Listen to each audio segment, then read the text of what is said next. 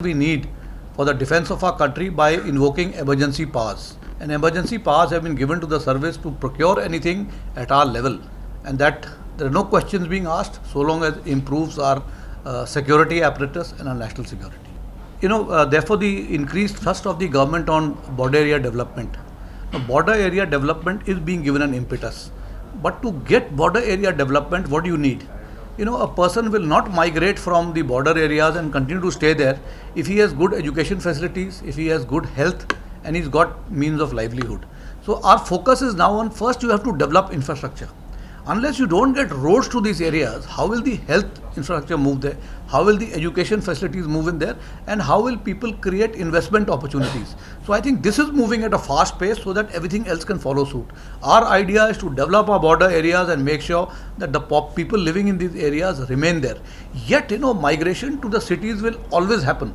But what we have to make sure, if even after migration has happened to cities, after retirement at least people should go back, or after they have earned their livelihood and they have become old, go back to where you belong to.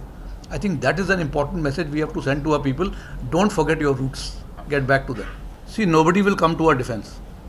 We have to defend ourselves, defend our people, defend our property, and defend whatever we have to defend. Internal security is very much a concern for us, and in order to defend that, I think we must actually educate our people on the need for education of internal security. I think if every person living in this region or living anywhere in the country understands his duty, his or her duty, you will find we will be able to take care of national security. Like very often you find messages coming out, if you see a bag, do not touch it, please report to the police. These are very basic things. You see a car standing somewhere, isolated, which you find that nobody is owning that car, it is there in a particular place, please go and report it. So I think if every citizen plays its part, you can deal with the situation.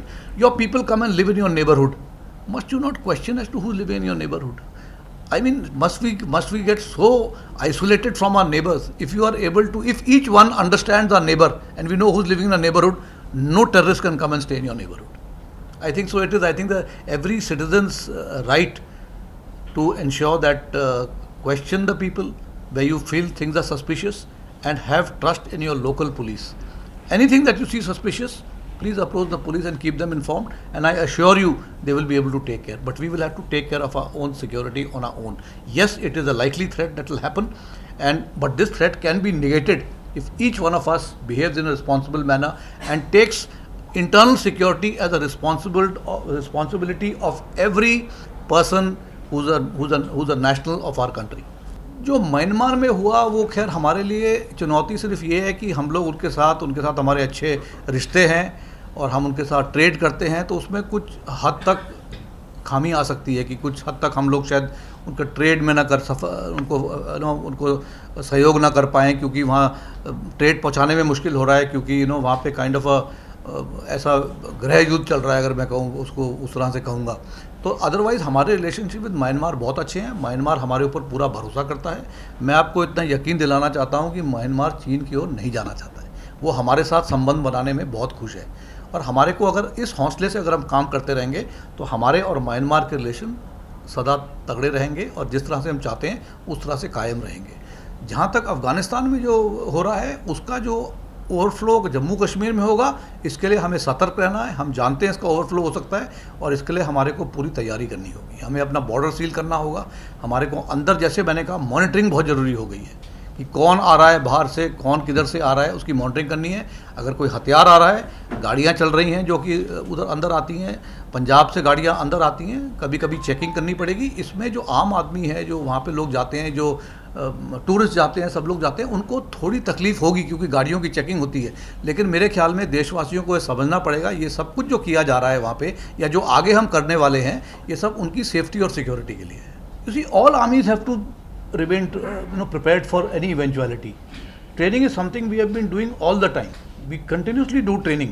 Only thing now, because possibly the media is going there, so you are seeing this training happening. This training happens every year. I was commanding 3 Corps in Dimapur in Nagaland. We went to the borders every year to carry out our training. You have to remain alert, prepared. You have got defenses which you have constructed in this area. These have to be cleaned, repaired, maintained.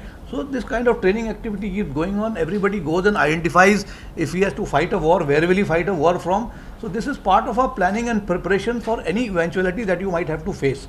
If you are prepared and if the adversary knows you are prepared, that is the way you will deter war. Thank you. Sir, just one last question, sir. I think you can ask somebody who's not asked questions. What is your take on radicalization in Assam? Assam. We have seen it in Kashmir, radicalization happening in Kashmir. How do you see it? This though I think next time when you speak to DGP, you can ask him this question. Sir, we have to He's know more- because a lot of alerts are also coming. No, I think one should not see what I've said is, I said Assam is very proud of their cultural identity. So long as you respect your cultural identity, I think there is no threat to Assam.